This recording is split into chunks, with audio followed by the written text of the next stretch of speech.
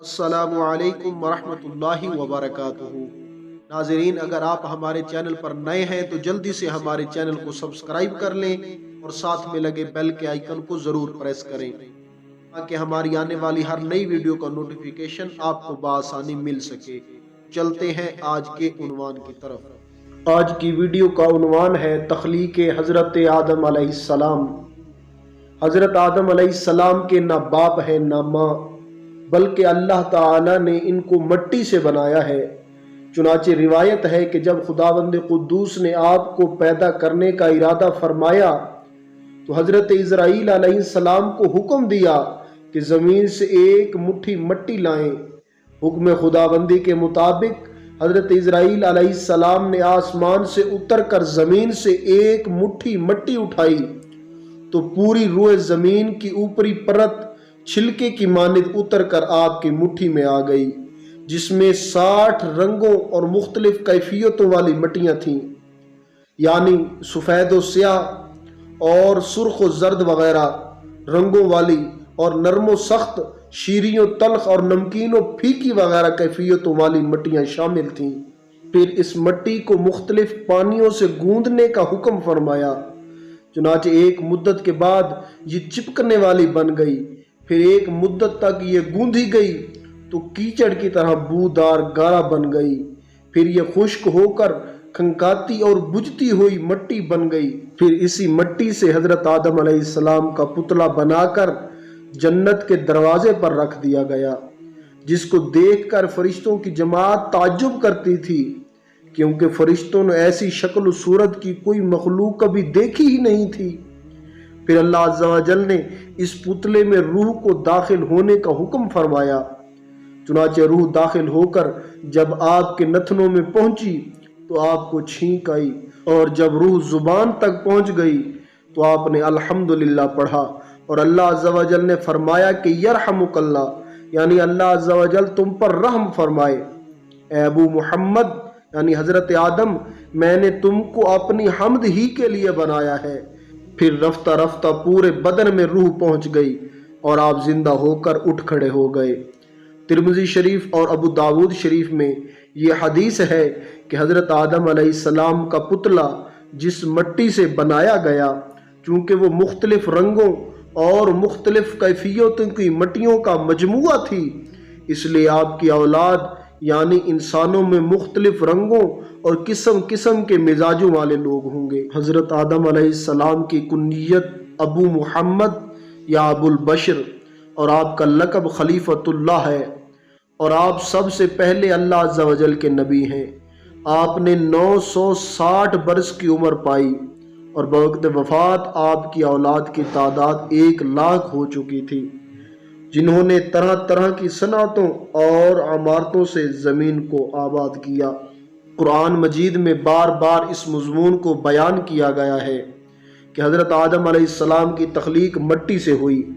چنانچہ سورۃ آل عمران میں ارشاد فرمایا ہے کہ ترجمہ: بے شک عیسیٰ کی مثال اللہ کے نزدیک آدم کی طرح ہے، جسے اللہ نے مٹی سے بنایا، پھر اسے فرمایا ہو جا تو وہ ہو گیا۔ دوسری آیت میں اس طرح ارشاد فرمایا ہے کہ ترجمہ: بے شک ہم نے انہیں یعنی انسانوں کو چپکنے والی مٹی سے بنایا۔ کہیں یہ ارشاد فرمایا ترجمہ: اور بے شک ہم نے انسانوں کو خشک بجھتی ہوئی مٹی سے بنایا جو ایسے سیاہ گارے کی تھی جس سے بو آتی تھی۔ حضرت حوا علیہ السلام، جب حضرت آدم علیہ السلام کو خداوند قدوس نے بہشت میں رہنے کا حکم دیا تو آپ جنت میں تنہائی کی وجہ سے کچھ معلول ہوئے، تو اللہ عز و جل نے آپ پر نیند کا غلبہ فرما دیا اور آپ گہری نیند سو گئے، تو نیند ہی کی حالت میں آپ کی بائیں سب سے چھوٹی پسلی کو اللہ عز و جل نے آپ کے بدن سے جدا کر دیا اور اس ہڈی کی جگہ گوشت پیدا فرما دیا۔ پھر اسی پسلی کی ہڈی سے حضرت اما حوا علیہ السلام کو پیدا فرما دیا۔ اس لیے ہر مرد کے دائیں طرف 18 پسلیاں ہیں اور بائیں طرف ایک کم یعنی 17 پسلیاں ہیں۔ پسلی کے جدا ہونے سے حضرت آدم علیہ السلام کو کوئی تکلیف نہیں ہوئی، بلکہ آپ کو احساس بھی نہیں ہوا کہ میری ایک پسلی جدا ہو گئی ہے۔ جب آپ نیند سے بیدار ہوئے تو یہ دیکھ کر حیران رہ گئے کہ ایک نہایت ہی خوبصورت اور حسین و جمیل عورت آپ کے پاس بیٹھی ہوئی ہے۔ آپ نے ان سے فرمایا کہ تم کون ہو اور کس لیے یہاں آئی ہو؟ تو حضرت حوا علیہ السلام نے جواب دیا کہ میں آپ کی بیوی ہوں اور اللہ عز و جل نے مجھے اس لیے پیدا فرمایا ہے تاکہ آپ کو مجھ سے انس اور سکون قلب حاصل ہو اور مجھے آپ سے انسیت اور تسکین ملے، اور ہم دونوں ایک دوسرے سے مل کر خوش رہیں اور پیار و محبت کے ساتھ زندگی بسر کریں اور خداوند قدوس کی نعمتوں کا شکریہ ادا کرتے رہیں۔ قرآن مجید میں چند مقامات پر اللہ عز و جل نے حضرت حوا علیہ السلام کے بارے میں ارشاد فرمایا۔ ترجمہ: اور حضرت آدم سے ان کی بیوی کو پیدا فرمایا اور ان دونوں سے بہت سے مردوں اور عورتوں کو پیدا فرمایا۔ درس ہدایت: حضرت آدم اور حضرت حوا علیہ السلام کی تخلیق کا واقعہ مضامین قرآن کے ان عجائبات میں سے ہے جن کے دامن میں بڑی بڑی عبرتوں اور نصیحتوں کے گوہر آبدار کے انبار پوشیدہ ہیں، جن میں سے چند یہ ہیں۔ اللہ عز و جل نے حضرت آدم علیہ السلام کو مٹی سے بنایا اور حضرت حوا علیہ السلام کو حضرت آدم علیہ السلام کی پسلی سے پیدا فرمایا۔ قرآن کریم کے اس بیان سے یہ حقیقت عیاں ہوتی ہے کہ خلاق عالم جل جلالہ نے انسانوں کو 4 طریقوں سے پیدا فرمایا ہے۔ نمبر 1، یہ کہ مرد و عورت دونوں کے ملاپ سے، جیسا کہ عام طور پر انسانوں کی پیدائش ہوتی ہے، چنانچہ قرآن مجید میں صاف صاف اعلان ہے کہ اِنَّا خَلَقْنَا الْإِنسَانَ مِن نُطْفَةٍ أَمْشَاجٍ، یعنی ہم نے انسان کو مرد و عورت کے ملے جلے نطفہ سے پیدا فرمایا۔ نمبر 2، یہ کہ تنہا مرد سے ایک انسان پیدا ہوا اور وہ حضرت حوا علیہ السلام ہے کہ اللہ عز و جل نے ان کو حضرت آدم علیہ السلام کی بائیں پسلی سے پیدا فرما دیا۔ نمبر 3، یہ کہ تنہا عورت سے ایک انسان پیدا ہوئے اور وہ حضرت عیسیٰ علیہ السلام ہے جو پاک دامن کنواری بی بی مریم کے شکم سے بغیر باپ کے پیدا ہوئے۔ نمبر 4، یہ کہ بغیر عورت و مرد کے بھی ایک انسان کو خداوند قدوس نے پیدا فرمایا اور وہ انسان حضرت آدم علیہ السلام ہے کہ اللہ عز و جل نے ان کو مٹی سے بنا دیا۔ ان واقعات سے چند اسباق کی طرف رہنمائی ہوتی ہے۔ نمبر 1، خداوند قدوس ایسا قادر و قیوم اور خالق ہے کہ انسانوں کو کسی خاص ایک طریقے سے پیدا فرمانے کا پابند نہیں ہے، بلکہ وہ ایسی عظیم قدرت والا ہے، وہ جس طرح چاہے انسانوں کو پیدا فرما دے۔ چنانچہ مذکورہ بالا 4 طریقوں سے اس نے انسانوں کو پیدا فرما دیا، جو اس کی قدرت و حکمت اور اس کے عظیم و شان خلاقیت کا بہترین نمونہ ہے۔ سبحان اللہ، خداوند قدوس کی شان خالقیت کی عظمت کا کیا کہنا، جس خالق عالم نے عرش و کرسی اور لوح و قلم اور زمین و آسمان کو کن فرما کر موجود فرما دیا، اس کی قدرت کاملہ اور حکمت بالغہ کے حضور خلقیت انسانی کی بھلا حقیقت و حیثیت ہی کیا ہے۔ لیکن اس میں کوئی شک نہیں کہ تخلیق انسان اس قادر مطلق کا وہ تخلیقی شاہکار ہے کہ کائنات عالم میں اس کی کوئی مثال نہیں، کیونکہ وجود انسان عالم خلق کی تمام مخلوقات کے نمونوں کا ایک جامع مرکہ ہے۔ اللہ اکبر، کیا خوب ارشاد فرمایا ہے مولا کائنات حضرت علی المرتضیٰ شیر خدا رضی اللہ تعالی عنہ نے کہ مفہوم: اے انسان، کیا تو یہ گمان کرتا ہے کہ تو ایک چھوٹا سا جسم ہے، حالانکہ تیری عظمت کا یہ حال ہے کہ تیرے اندر عالم اکبر سمٹا ہوا ہے۔ نمبر 2، ممکن تھا کہ کوئی مرد یہ خیال کرتا کہ اگر ہم مردوں کی جماعت نہ ہوتی تو تنہا عورتوں سے کوئی انسان پیدا نہیں ہو سکتا تھا۔